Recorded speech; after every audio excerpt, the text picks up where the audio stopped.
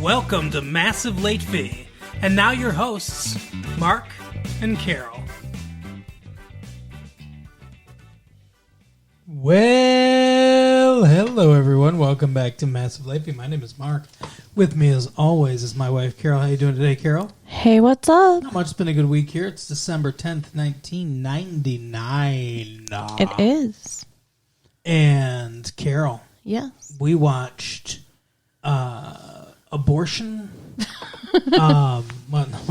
Let me compose all my thoughts. We watched Abortion, Unwanted Pregnancy, Child Abandonment, Child Illness, Child Death, Infidelity, Rape, Incest, Murder, Paralyzation, Suicide, the movie. So this should be our funniest episode of the year. You know, it's so funny. Holy shit. So otherwise known as the Cider House Rules. The Cider House Rules. So it's... I was expecting a teen college comedy. Honey, I thought it was the Cider House Rule. Oh my God. I was mistaken. Yeah, I was you like, were. oh, Michael Caine's going to be the stuffy dean. Like, no, Cider House. You can't. You can't put my car in my office. Oh, Cider House Rules.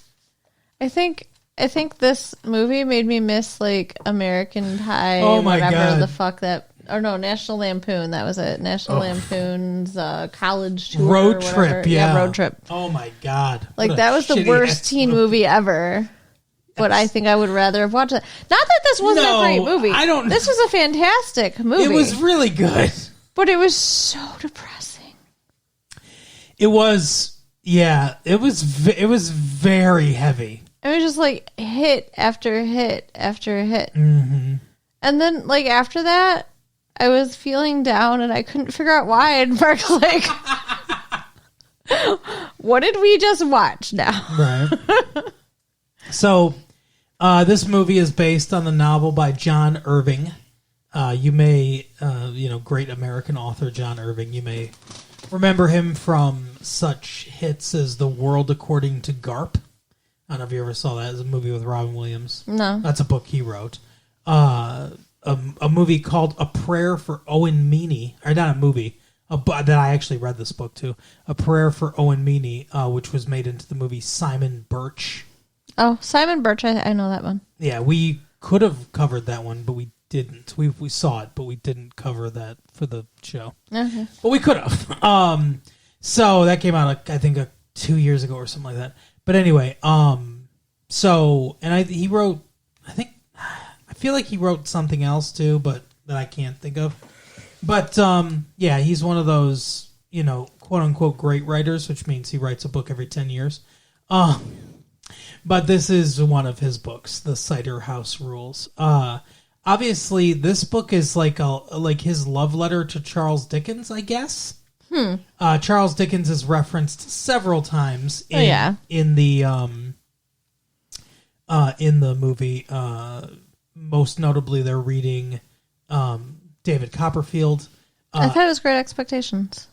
Well, he quotes Great Expectations. So they're reading David Copperfield, that beginning where he's like, if I am to be the hero of my journey, or if that station should be another. That's the beginning of David Copperfield. Okay. And at the end of the movie, he is reading a chapter from David Copperfield to them.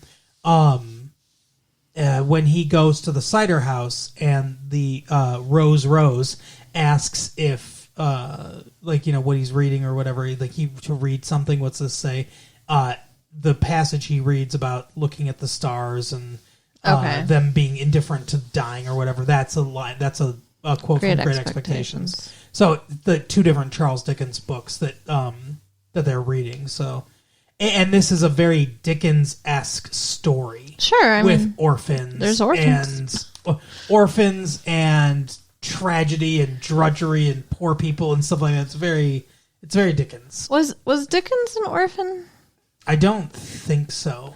I wonder where his love of orphans came from. There were a lot of orphans, I think, at the time in England, so he probably saw that. Like he was a champion of like the downtrodden. Today, he's looked at as like, you know, oh, this great like author or whatever. In his time, he was ridiculed. He was like, I mean, not by the establishment literary society. He was like, oh, that's that common writer that he writes for the like he wasn't considered like academic or intelligent or whatever. Like they looked down on him, and he embodied the word fecundity. So like, he and his wife had lots of kids and stuff. So they'd make jokes about that and stuff. What the hell is fecundity for the rest of us normal people? It just means like very fertile. Because I've never heard that word in my whole life until right now. Fecundity. Yeah, it's a good one. But anyway, this is obviously a love letter to Charles Dickens and the novels of Charles Dickens. It's fucking sad, though. Oh my God. Okay. The movie starts out in an orphanage. Yes. And it starts out with what's his name? Tobey Maguire being born. Yeah, but it's not Tobey Maguire. His name was Harold, I believe. No, Homer Wells. Homer Wells. So yeah, they say the only time people ever come there is either to leave a baby, or to get rid of one. Well, or to get a baby, get a kid. Sure. Because it's an orphanage. So his parents come, his mom delivers him and leaves. And was that the one where she was like, I don't want to look at him, I don't want to know? No. Or was that just a random? It was some. That might have been Wheezy or whatever being born. But that was because he assisted in that one. Okay. Yeah, you're right. But yeah, so he's, left in the orphanage, and they talk about how he gets adopted and they bring him back. Like they want to exchange their baby. This is so fucked. Seriously. Because he never makes a sound. He doesn't cry. And they mention that orphans don't cry because they know it doesn't do any good. They learn that is so sad. I actually remember hearing something about attachment disorders and stuff. Anyway, it's depressing. I don't know if that's actually true or not, but it's a it can happen. Good line for the movie for sure. It can happen if babies are neglected enough. It can happen. But I don't understand because I thought it was going to be a situation where he's deaf. Or something like that. Me too. But it was just he wasn't crying, and it's like who returns a baby? This baby doesn't cry enough. Doesn't keep us up at night enough. The fuck? Right? And then we want the whole experience. And then he gets adopted again as a toddler. Yeah. And he says, he never stopped crying because they beat him. Yeah. And it shows the doctor going and getting him back. How did he know he was getting beat? I don't know. That is one thing they don't explain, and it really makes no sense because they are so cut off from the rest of the world. Yeah, did that couple live in town and he's the only doctor there? Because this takes place in, I think, what's it called? Something Falls? Snow Falls? St. Cloud. St. Clouds, that's what it is. St. Clouds, this remote fucking logging town in Maine where they said that's the train stops there only for this place basically. Mm-hmm. Like you said, it's wilderness. So I don't get that. I didn't get that either. Yeah. How did he know he was getting beaten, and why did they just let them take the baby back? Yeah. Did they bring him? Did they bring the baby to him? And it was hey, his arm's broken or whatever. And he figured it out and then went and got him. What the fuck? I don't know. Yeah, it just shows him going and taking him from his crib in his home, carrying him back to the orphanage. And the parents are just standing there. Yeah, and he's just don't worry, I'm never going to let anybody hurt you ever again. Right. Why not? Why wouldn't they fight? Well, I mean, they must not have wanted him very much. I guess, but I don't know. The whole thing's weird. But that is the one part of the screenplay that doesn't make a whole lot of sense. Yeah. But so this is the one orphan who this doctor has fallen in love with and has decided this is his son. Yeah. And he's going to put all of his time and effort and love and attention into this boy. Yep. And that's what he does. And so I keep wanting to call him fucking Harold. What is his name? Homer. Homer Wells. Dear God. So Homer gets trained to be a doctor. Yeah, well, in the capacity of this guy. He trains him how to perform abortions and births. When this takes place in like 1943 or something like that, when we kind of zoom into the like day-to-day activities. So abortion's obviously highly illegal at this point. Obviously now abortion settled law with the Supreme Court, so thank God we don't have to worry about that anymore. Yeah. But Roe v. Wade. Yeah, exactly. So not to get political, guys, sorry. But anyway, at this time period it's very illegal. And Homer is very morally opposed to it. Yeah, he is taught how to do it and even assists, I believe. He was taught how to do it a couple times, I guess, or whatever. He's like, I didn't fucking ask you to teach me this, and I don't want to do it. And he doesn't want to do it. And he's like, what am I going to do? I can only teach you what I know, or whatever. But he teaches him how to like deliver babies too, and how to do obstetrics and stuff like that. So that's the main thing that he does is deliver the babies, and the Michael Caine, doing a really not great English or American accent, does the abortions. That was the one that was the biggest thing that stuck out to me, and I got more used to it as the time went on. But Michael Caine narrates a lot of the beginning of the movie, and I'm like, ooh, that's not good. Mm-hmm. Because when you sound like Michael Caine, when you got that kind of a, like, he's got a big Cockney accent. Yeah. And it's really hard to repress that. And it's like he can't do a Maine accent, he can't go this far. Like that's, the abba haba, that kind of, he can't do that. Like what's his name? Gwyn from Pet Sematary. He's like, sometimes dad is better, like. Oh yeah. You know how he's doing that, like in that movie. He can't do that, but yeah, I don't know. It's not great. No. But it grows on you a little bit. Yeah, I mean, it truly didn't bother me. Like, I didn't really think about it, but I don't notice detail stuff like you do. But this novel that John Irving wrote, and thus the movie, is a Bildungsroman. What's that? It's a coming-of-age story. No, repeat what you said. Bildungsroman? Bildungsroman. So are you speaking Swedish? No. That's what it's called. See, this is the kind of fucking racism that I don't like, okay? What? Not just from you, from our entire society. The fuck? If I say voila, you know exactly what that means. Uh-huh. If I say déjà vu, you know exactly what that means. Uh-huh. Take any fucking word from French that we put into our vocabulary, and everyone's like, oh yeah, I know that. You take a German word that people use in literary circles, and they're like, what? What's that mean? What's that? Yeah, because they use it in fucking literary circles. I'm not in a fucking literary circle. And guess what? Most of the people listening to these tapes, also not in a literary circle. Bildungsroman literally translates to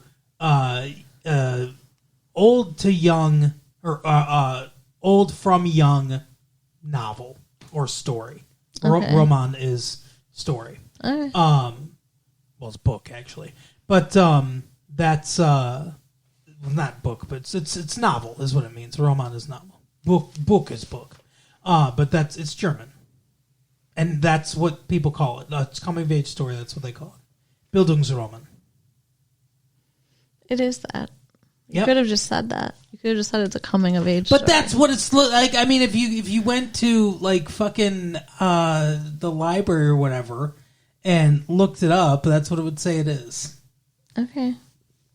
Anyway, so it's a coming of age story. It's about this kid, Homer Wells' growth from child, although we don't really see the child years very much, to adulthood. It's his coming of age. And that's another reason how it's very Charles Dickensy. Yeah. Or Dickinson. Because it's Dickensian. What in the fuck is happening? Dickensian. That's the adjective. Okay. That's very Dickensian coming of age books, especially young boys. Well, yeah, as you said, though, we don't really see his childhood. No. He goes from being a toddler to full-grown Tobey Maguire. Young adult who is basically assisting this doctor and running the orphanage and all the doctor duties. The doctor was in charge of a lot more than just the doctoring. Well, yeah, I mean, he was running the orphanage, too. Yeah. And Tobey Maguire helped with that, or Homer. Mm-hmm. And every night, they would read to the kids, and the doctor would say, "Good night, you princes of Maine. You kings of New England." Yeah. It's sweet. I like it. I wonder if they said anything nice like that to the girls when they put them to bed. We never see the girls, hardly. They do prayers with the girls. Yeah. The nurses do. The one nurse that's apparently fucking the doctor, I guess.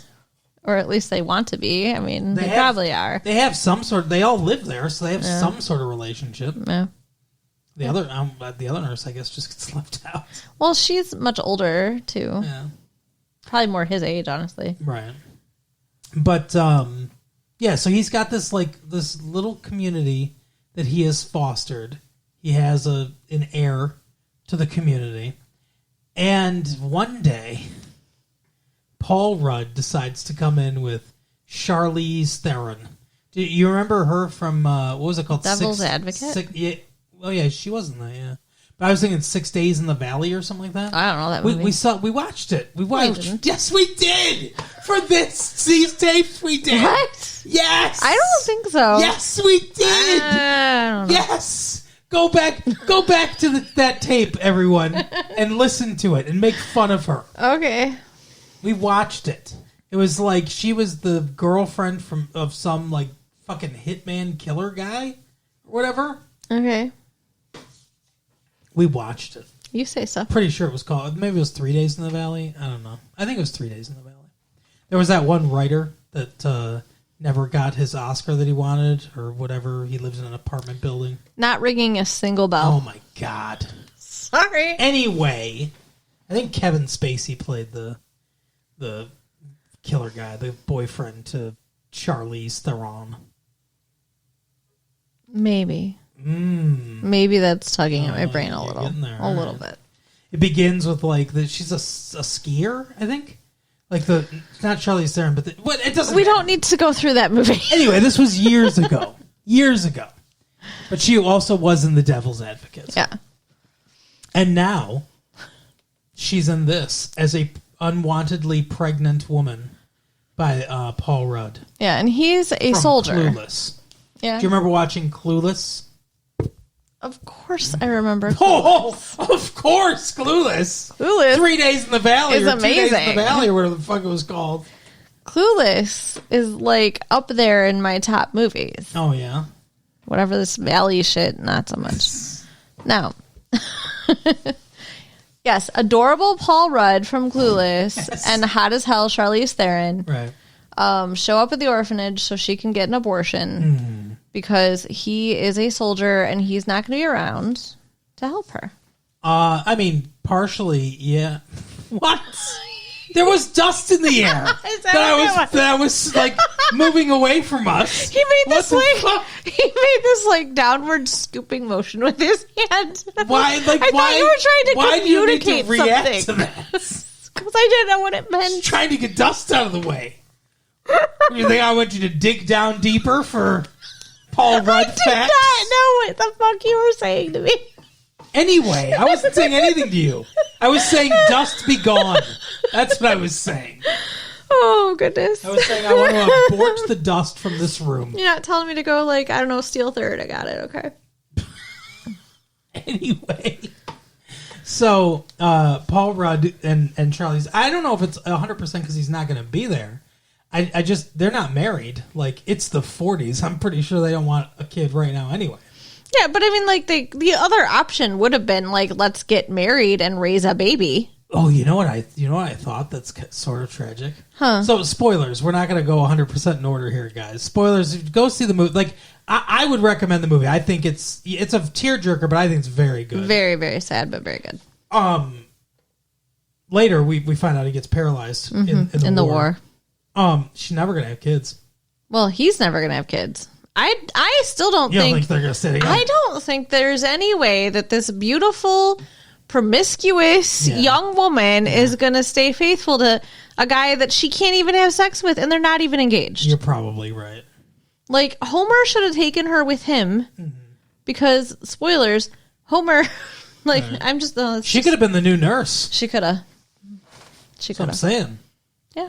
But, he assists, he doesn't assist. He does the intake for the abortion. And they're all look at him because like he's young. Tobey Maguire is young, but he looks older. Like he looks older than he is in real life. Yeah. So it is kind of weird that they look at him and they're like, "Oh, you look super young." It's like, you fucking look young, Paul Rudd. What are you talking about? Well, he's not about to go do a medical procedure. No, I know, but they're like, "You're not doing the procedure, right?" And he's like, "No, the doctor is going to do that." Michael Caine, and they're like, "Oh, thank God." And then Michael Caine's like, "Hey, the woman that you're going to deliver is across the hall." Right. So they look a little alarmed again. But yeah, so she gets an abortion and everything. At what point did you like? At the beginning, after like the first like procedure that he does, we don't really see it. The abortion, we never see the abortions or anything. But he takes that pot down to the fucking stove. Mm-hmm. At what point did you realize that was the fetus in that pot? They just throw in the fire. I didn't really think about it. It's kind of fucked up. That's gross. But anyway, when did you figure it out? I don't know. Like when I saw the pot, I guess. Okay. Right away. So he's talking to Paul Rudd while Charlize Theron is recovering, and he's like, "Oh yeah, I'm a pilot. You know, I'm going to World War II to fight the Japanese." And he's like, "What do you fly?" And he's like, "B-24, the Liberator." That's what they called it, the B-24 Liberator, which is a bomber. They also called it the Flying Coffin. Oh, because there was only one way in and out in the back of the plane. Yikes! Yeah. So it could be dangerous for oh my people. gosh. Somebody's got a souped up motorcycle out there. Sorry, guys. Yevgeny or whatever. Our neighbors are so loud. Giannis, that's who it is. Giannis. Yeah. But anyway, so fucking Giannis, shut up. So anyway, he says like, yeah, it's the Liberator, and Tobey Maguire's like, Liberator. Homer is like, Liberator. And it's like, yeah, like you can see, maybe it was a little on the nose or whatever, but I'm like, yeah, he's looking at this guy. Oh, here's my freedom, this guy. Mm-hmm. So I don't know. What do you think about that? I did not make that connection until you just said it. Honestly. Oh, okay.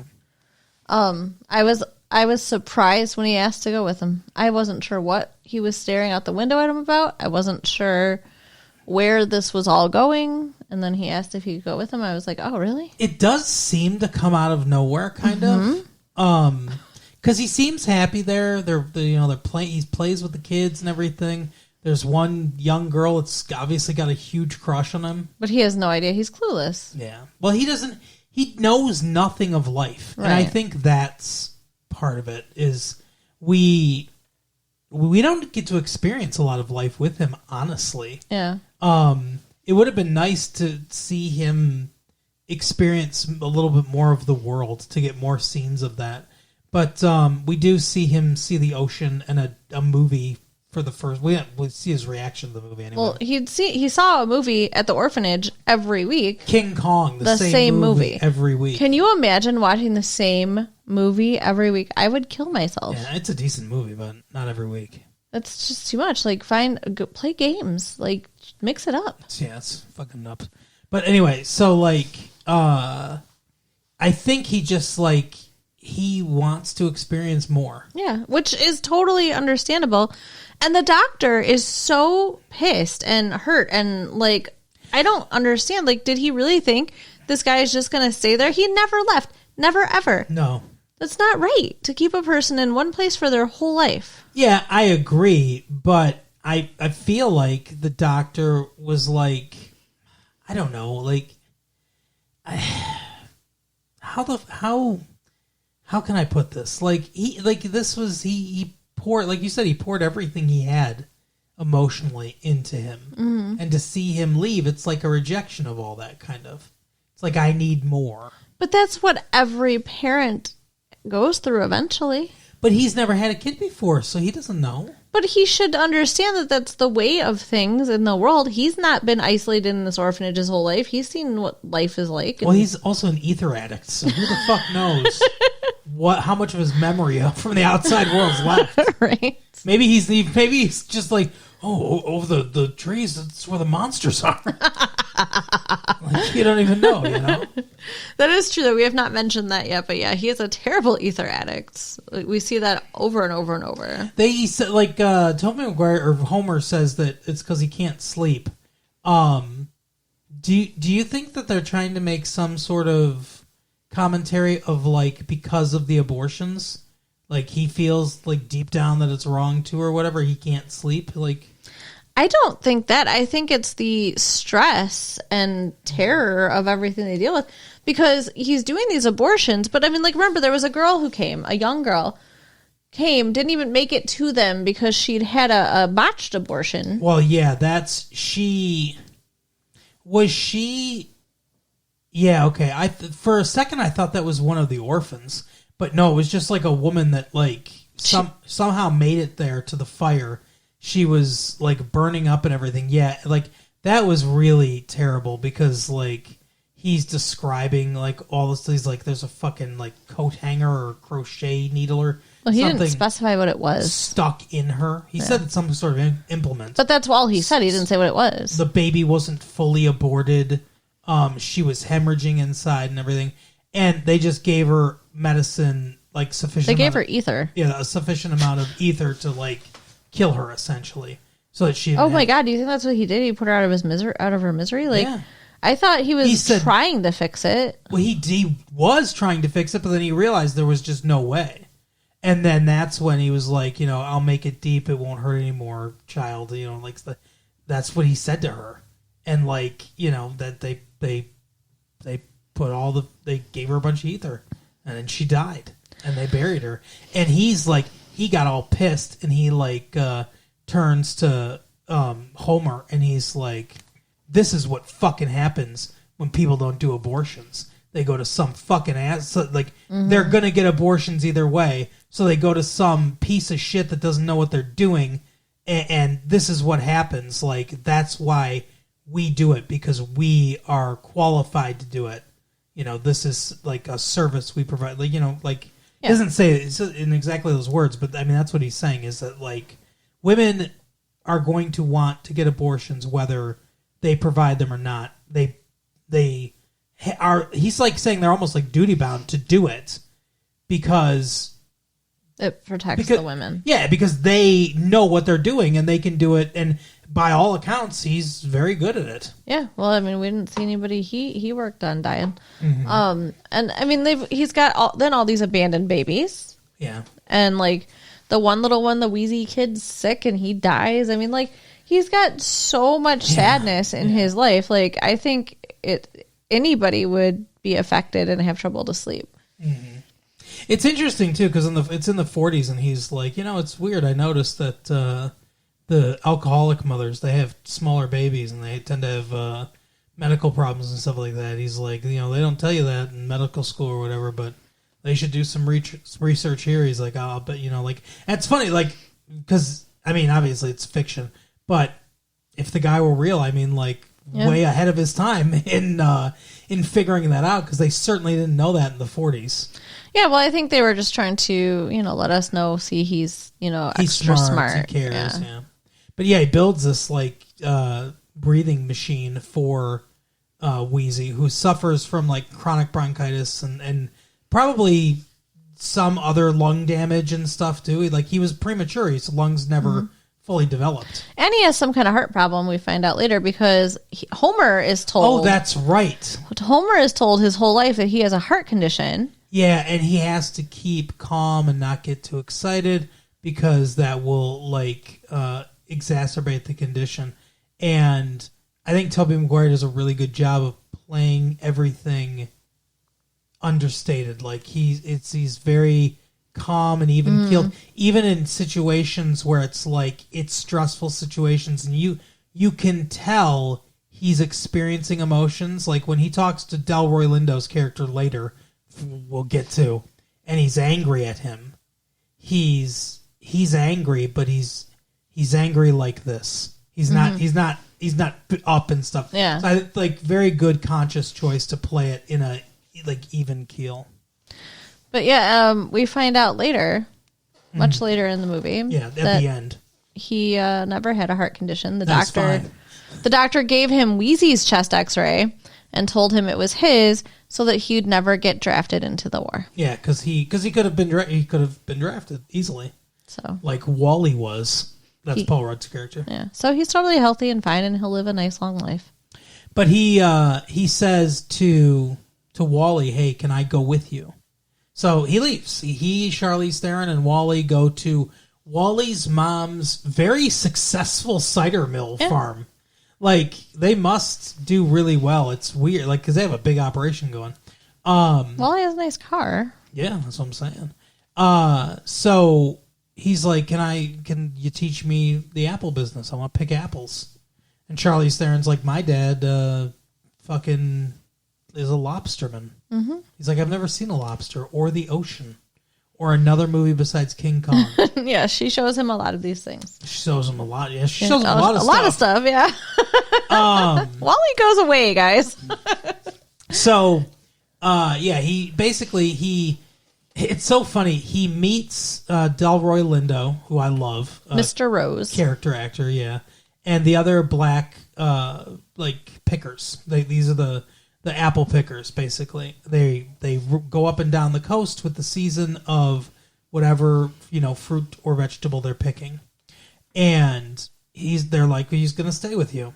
And obviously, Homer is a white guy. Mm-hmm. And Mr. Rose is like, we're making history here. We're going to make history. And it's just, it's very, like, it's, like, humorous, but it's, like, I don't know. It's a sweet kind of moment, too. Mm-hmm. Of, like, hey, we can be equals. We'll take him in. Yeah. So, yeah. I liked Mr. Rose until the end. I liked Mr. Rose for a long time till I didn't. And then... I didn't like him again at the end, but like he redeemed himself a little, somewhat, as much as you can from what happens, right? But yeah, he basically then he learns the orchard business, and Charlize Theron. Do you remember her name? It's like I want to say it started with a W, but I think that's Wally. Idea. I feel terrible. I have no idea what her name was. But she sticks around, hangs around him and everything. They get far too close. Well, she mentions even before Wally leaves that she's no good at being alone. Yeah. And then she's alone. Yep. And so then she's not alone because she's hanging out with Homer. And then one day. Now, I don't know about you, but the entire time I was expecting the telegram to come through. Wally's been killed. No. So, like, I was expecting the Wally's dead and they can be together situation. Like, it's like, oh, we're sad, and everything. It'll be some strife or whatever. But, like, we can be together, like, somewhat guilt-free. But the movie pulls no punches. The movie lets no easy way out at all. But I got to talk a minute about the sex that they have. Oh, okay, sure. It was a little disturbing to me. In what way? That it was vaginal? I'm pretty sure that he had his very first kiss about 30 seconds before his penis was in her vagina. Yeah. I don't understand how that happened. And about 37 seconds before he had his first ejaculation. Yeah. Like, he's chasing her around, they're playing, and then he's holding her, and she turns around and kisses him, and then she's on the ground, and he's, like, ripping her clothes off. Like, what the hell, people? Well, it's been going on for a long time, this flirtation and, like, the feeling they're building up and everything. Like, it's been, and the anticipation's been percolating. I guess, but, like, I figured they'd make out a couple times first, at least. Jeez. Well, he just wanted to go right to it.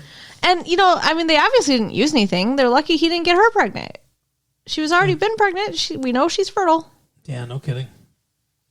But, yeah, it's weird that she never gets pregnant the entire time.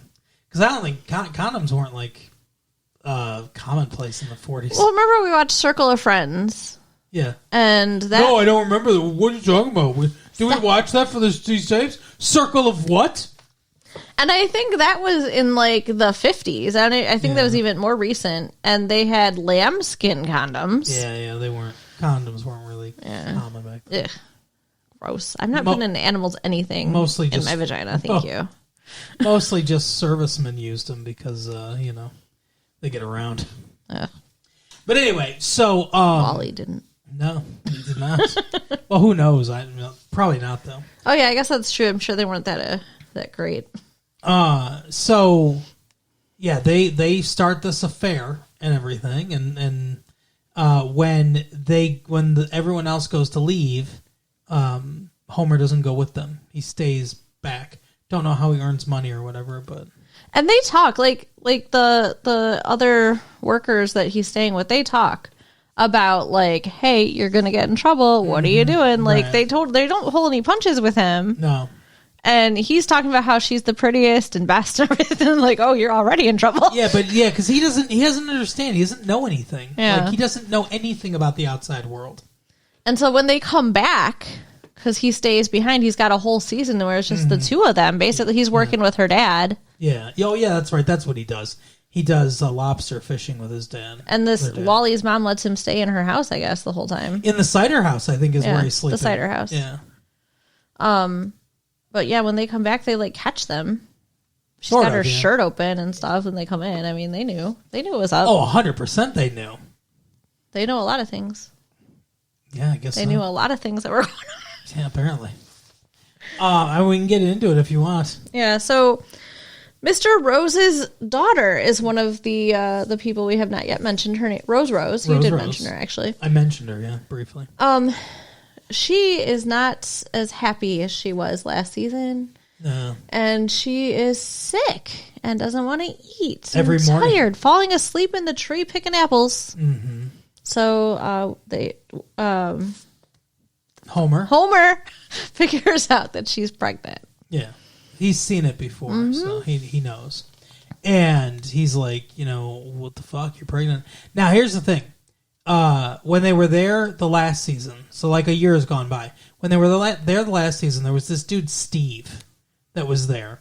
And Steve was kind of an asshole. He threw one of his cigarette butt into the cider and everything, and he's like, fuck them honkies or whatever, he's mad. He did not say honkies. Well, yeah, well, that's true. I guess that this is prior to George Jefferson, so people wouldn't have said that back then. But you know what I mean? Like he was like, fuck them, like they oppress us kind of thing. And Mr. Rose would not have any of that shit. Right.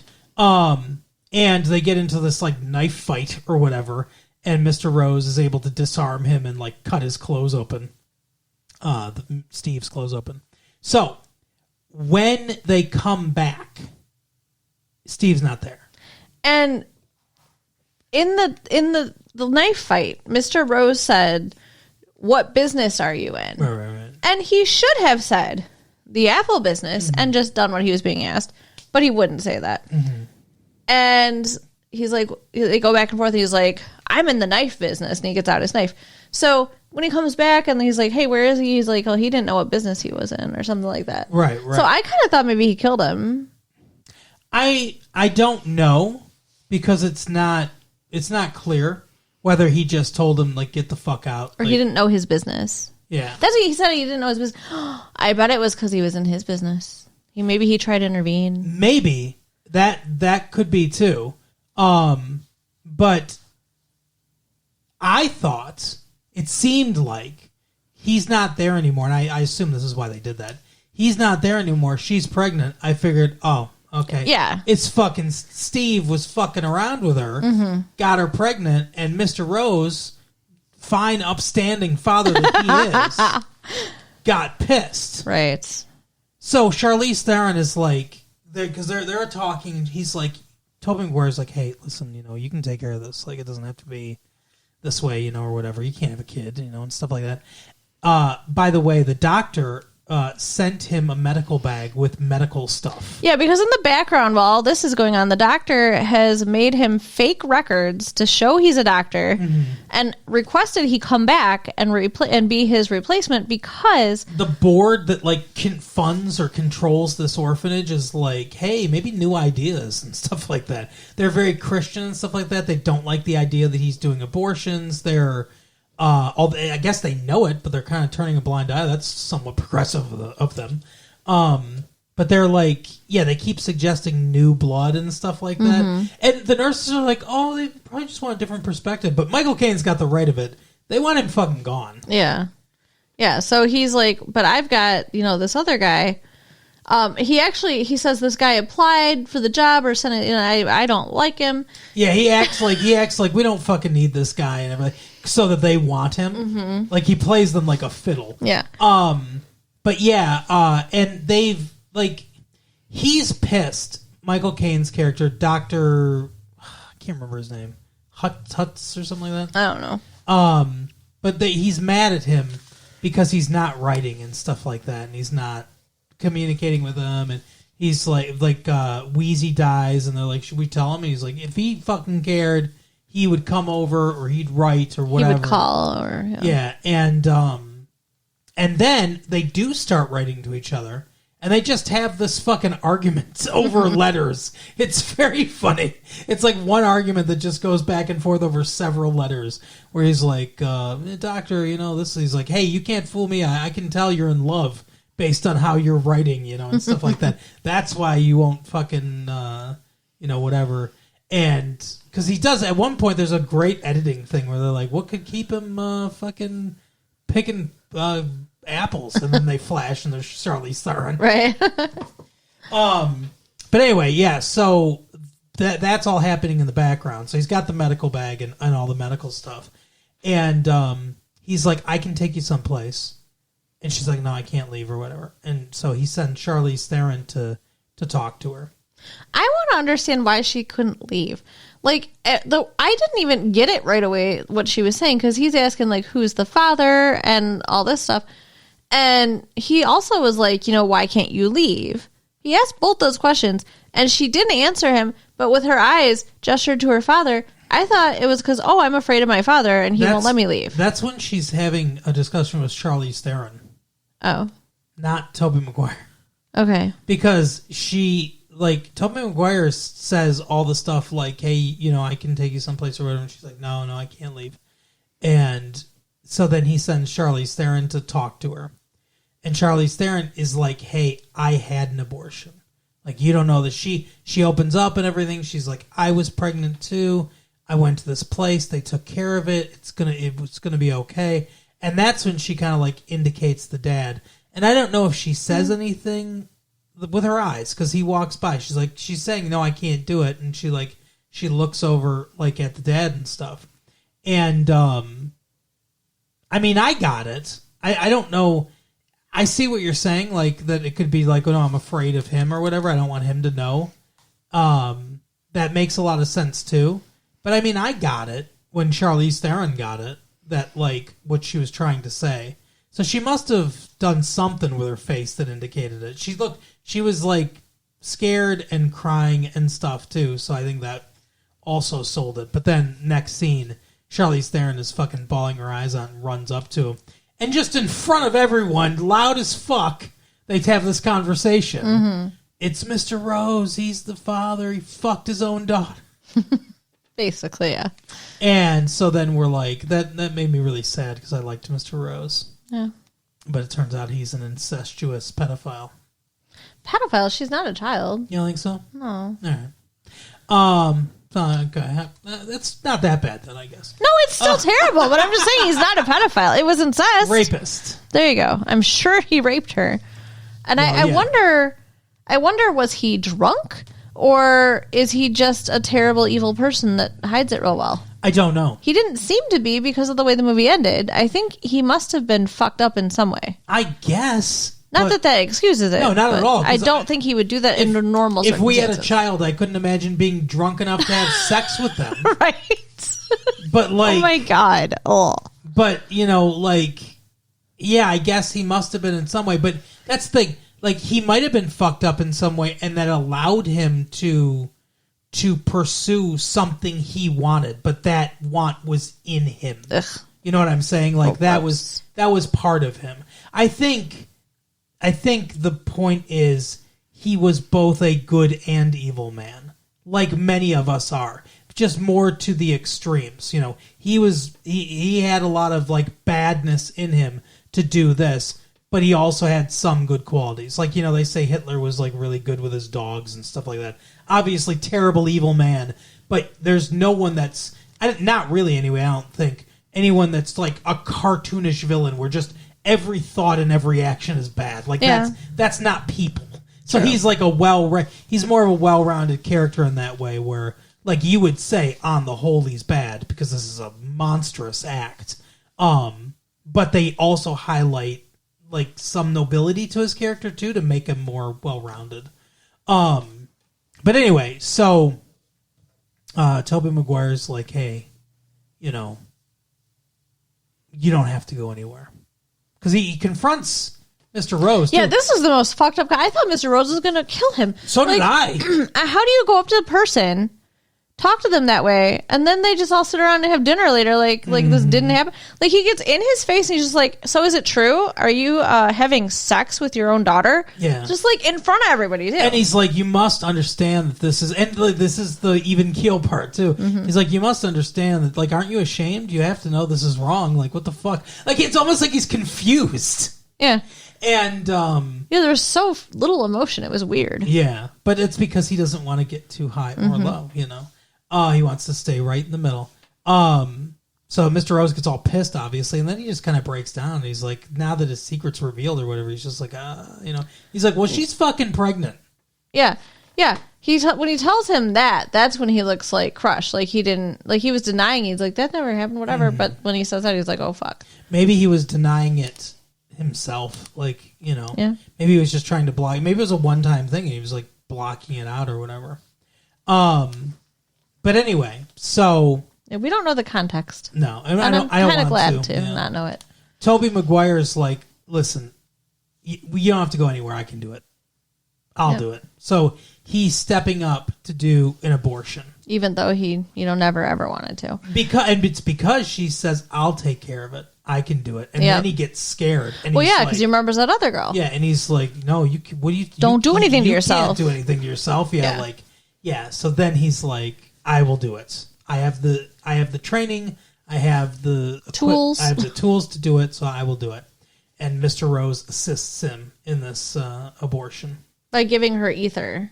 He's at her head giving her ether. Yeah, to keep her asleep. Yeah. And then he starts freaking out, and he has to go outside, and he starts screaming and stuff because, like, he realizes what a fucking dick he is. And so this is maybe the best, like, most powerful part of the movie. This whole like section. And Delroy Lindo is so good. Oh my god, his acting in this movie is just amazing. So, the abortion's done. She's okay. She's recovering.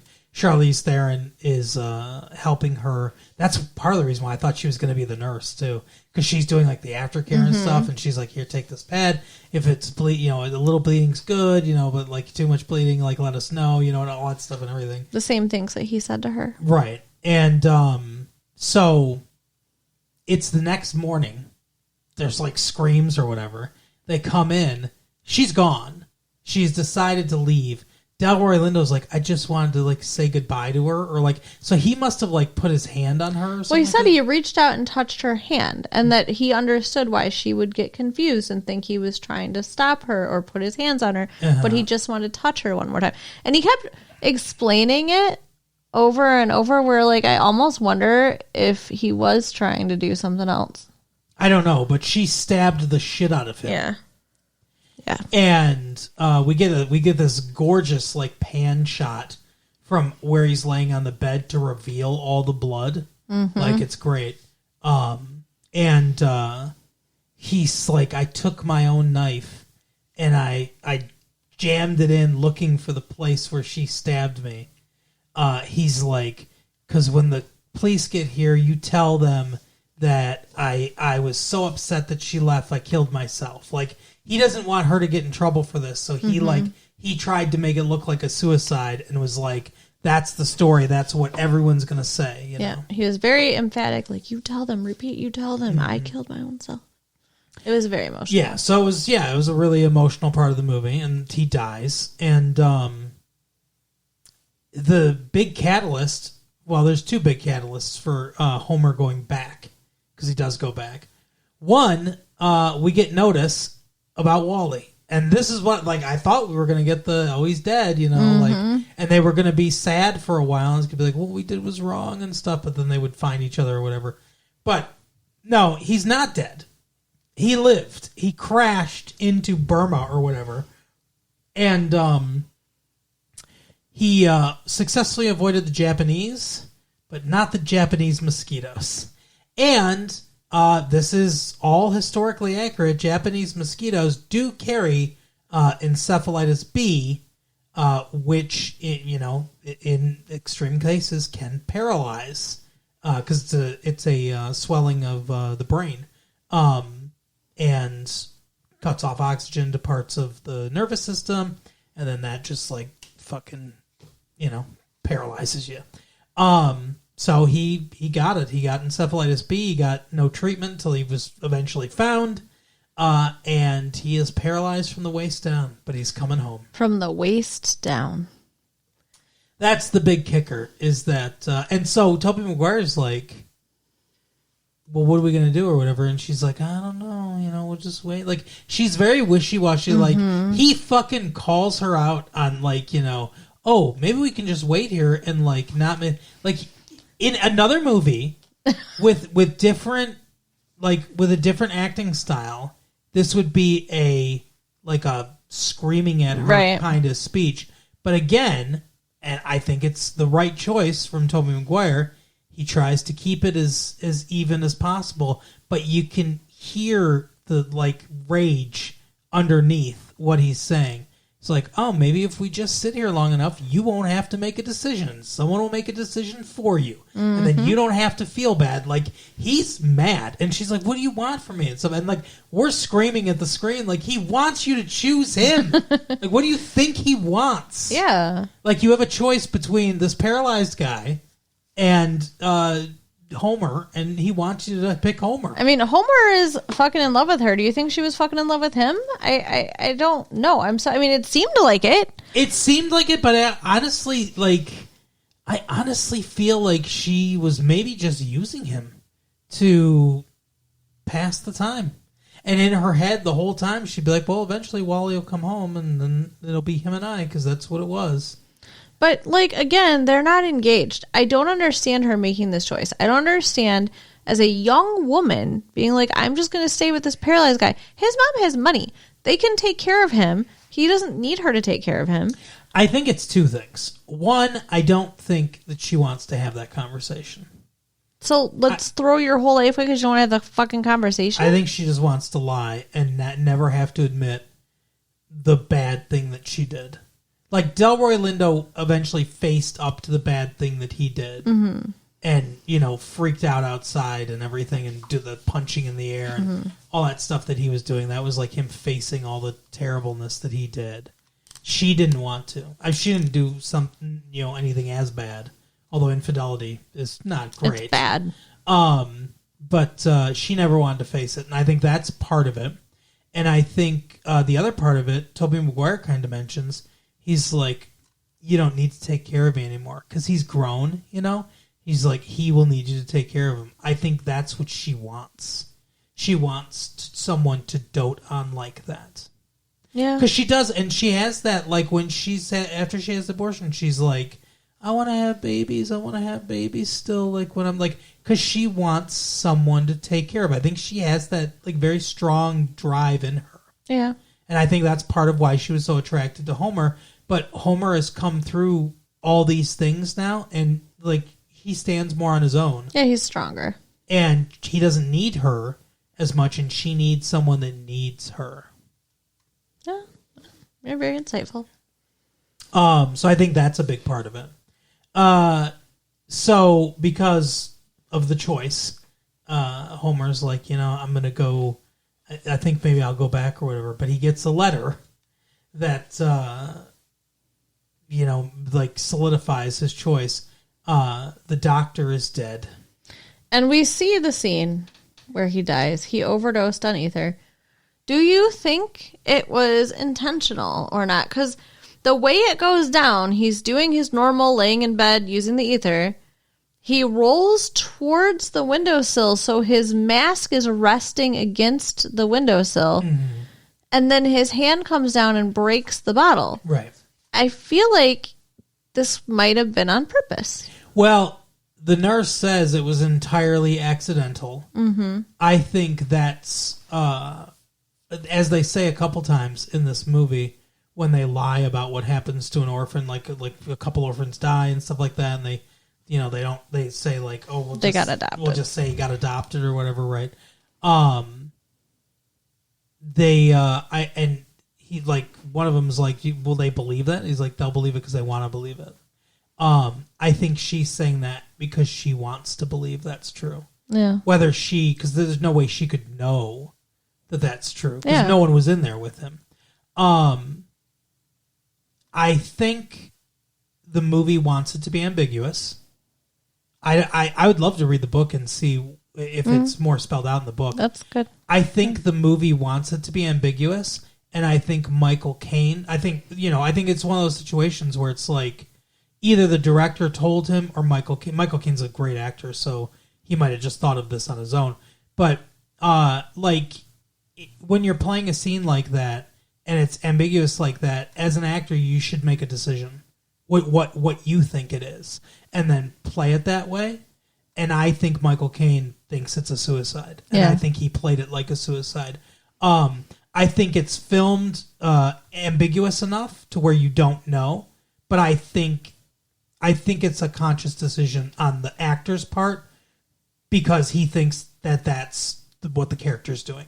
So that's what I think, basically. So I think probably it was on purpose. That was my impression as well, that it was intentional.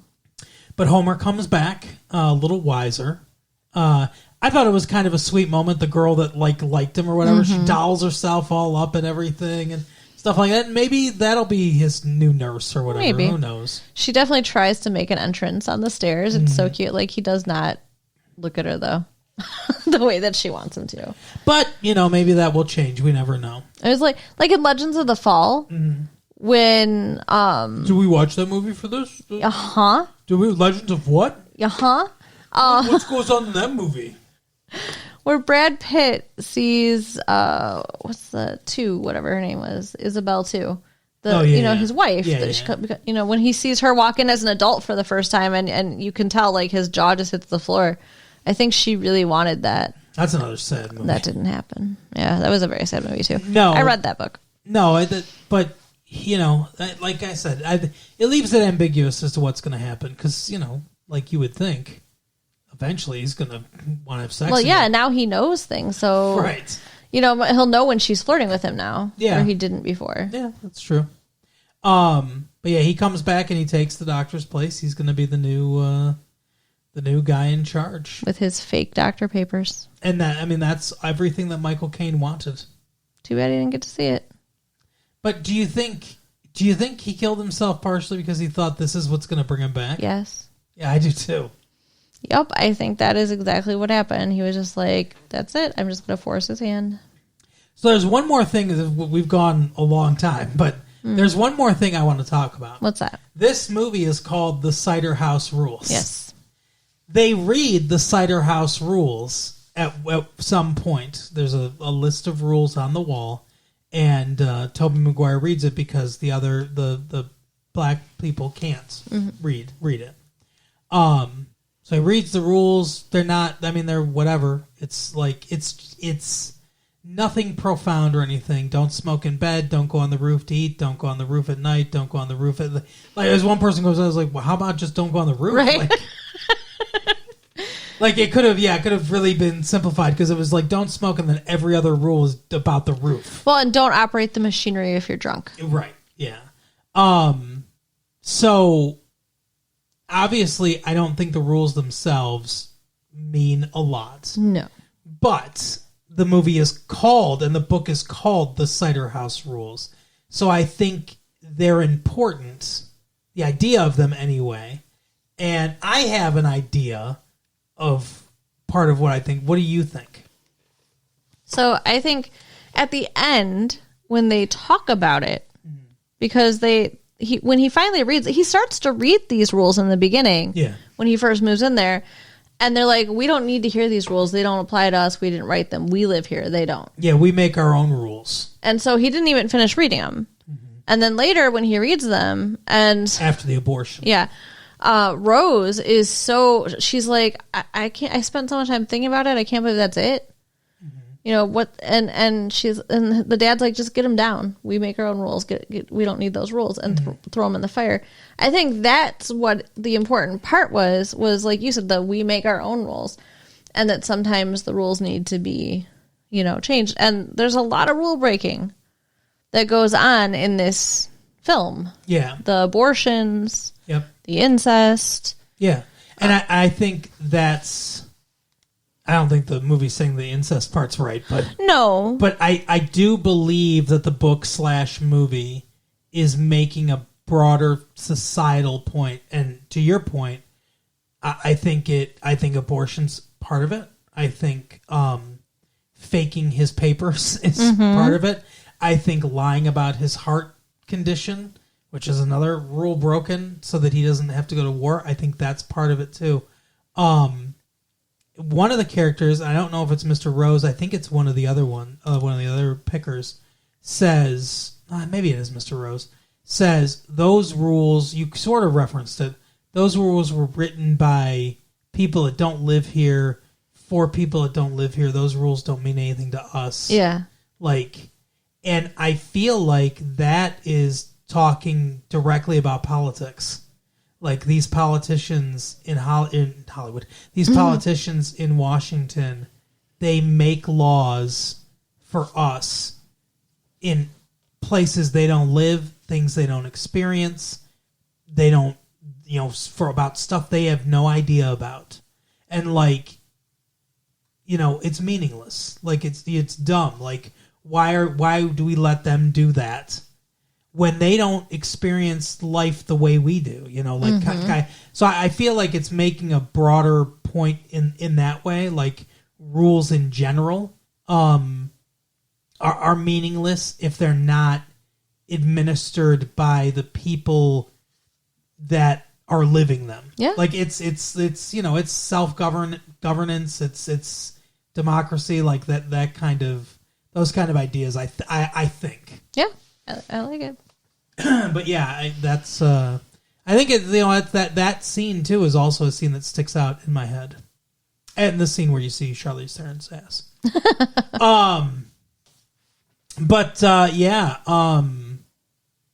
Very good movie. Yeah. Very, very sad. Very powerful. Lots of terrible things happen.